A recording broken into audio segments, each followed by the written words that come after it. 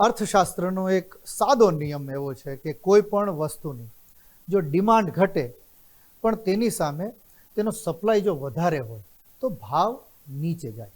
આ એક સીધો, એટલે તમે ગ્રેજ્યુએશન બીકોમ બીએ કરતા હો ને તો ઇકોનોમિક્સનું કદાચ આ પહેલું ચેપ્ટર હશે જેમાં તમને ભણાવવામાં આવશે. પણ અમદાવાદના હાઉસિંગ માર્કેટમાં આ નિયમ લાગુ નથી પડતો. PropTiger.com નામની એક સંસ્થા છે, એનો એક રિપોર્ટ આવ્યો છે. એ રિપોર્ટ કહે છે કે અમદાવાદમાં ઘરોનું વેચાણ તો ભાઈ ઘટી રહ્યું છે, તેમ છતાં ઘરના ભાવ ઘટવાને બદલે વધી રહ્યા છે. સવાલ એ છે કે બાયર્સ ઓછા થયા છે તો બિલ્ડરો ભાવ કેમ ભાઈ વધારી રહ્યા છે?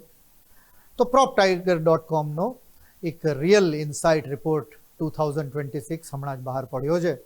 તેના જરા આંકડા જોઈએ તો એપ્રિલથી જૂન 2026, એટલે એપ્રિલ 2026 થી જૂન 2026 દરમિયાન દેશના જે ટોપ 8 શહેરો એમાં 91,000થી વધુ ઘરો વેચાયા છે. એક વર્ષ પહેલા આ જ પીરિયડમાં આ આંકડો 97,000થી વધારે યુનિટ્સનો હતો. એટલે કે ઘરોનું વેચાણ ક્યાંક 5 થી 6% ઘટ્યું છે. આ જ 3 મહિનામાં બિલ્ડરોએ 89,000 નવા ઘરો લોન્ચ કર્યા. એટલે કે નવા લોન્ચિંગની સંખ્યા કરતાં વેચાણ વધારે રહ્યું છે. અત્યારે માર્કેટમાં ઘરોનો મોટો એક જથ્થો, સરપ્લસ ઇન્વેન્ટરી જેને કહેવાય, વેચાયા વગરનો પડી રહ્યો હોય એવું નથી. અમદાવાદમાં ડિમાન્ડ અને સપ્લાય તથા જે ભાવ મુદ્દે એક આખો સિનારીઓ જ અલગ જોવા મળી રહ્યો છે. આ રિપોર્ટમાં જે ટોપ 8 શહેરો છે તેમાં આપણું અમદાવાદ પણ સામેલ હોય, સ્વાભાવિક છે. અને અમદાવાદના આંકડા કહે છે કે એપ્રિલ 2026થી જૂન 2026 દરમિયાન અમદાવાદમાં 7,500થી વધુ ઘરો વેચાયા. ગયા વર્ષની સરખામણી કરીએ તો આ વેચાણમાં લગભગ 20% ઘટાડો થયો છે. એટલે કે દેશનો જે એવરેજ જે 6% હતો ઘટાડાનો, એની જગ્યાએ અમદાવાદમાં એ ઘટાડો થોડો મોટો છે. એપ્રિલથી જૂન 2025માં અમદાવાદમાં 5,000થી વધારે નવા યુનિટ્સ લોન્ચ થયા હતા.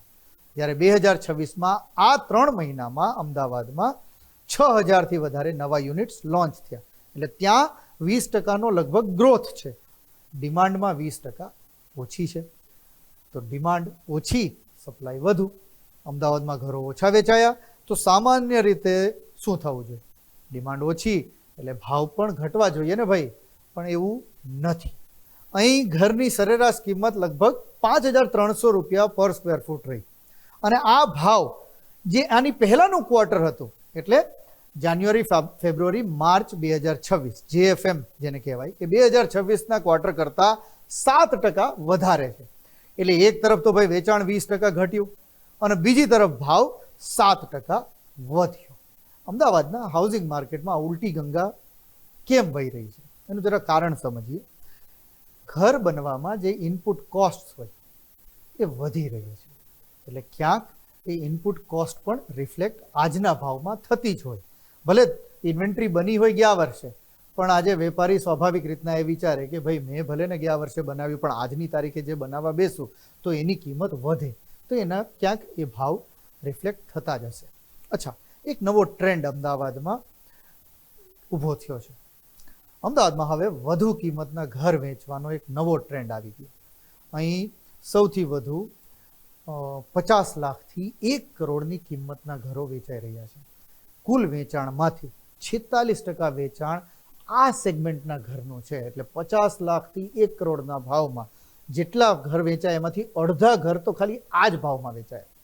જે બાયર્સ બજારમાં છે તે વધુ સારા લોકેશન, સુવિધા અને એક સારા પ્રોજેક્ટ માટે વધુ કિંમત ચૂકવતા હોય એવું લાગી રહ્યું છે.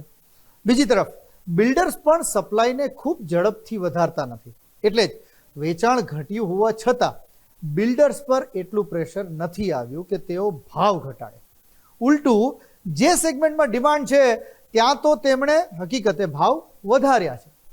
PropTigerનો રિપોર્ટ કહે છે કે ટોપ 8 શહેરોમાં અમદાવાદ હજુ પણ સૌથી સસ્તું રેસિડેન્શિયલ માર્કેટ છે.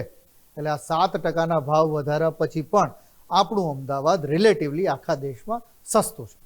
અમદાવાદમાં ભાવ વધ્યા હોવા છતાં મોટા જે શહેરો છે એની સરખામણીએ અહીં એફોર્ડેબિલિટી હજુ પણ અકબંધ છે. જો કે આ કમ્પેરિઝન કરતી વખતે મુંબઈ બેંગ્લોર જેવા શહેરોના સેલરી સ્ટાન્ડર્ડ સાથે પણ અમદાવાદના સેલરી અને ઇન્કમ સ્ટાન્ડર્ડ્સની ક્યાંક કમ્પેરિઝન થવી જોઈએ એવું મારું માનવું છે.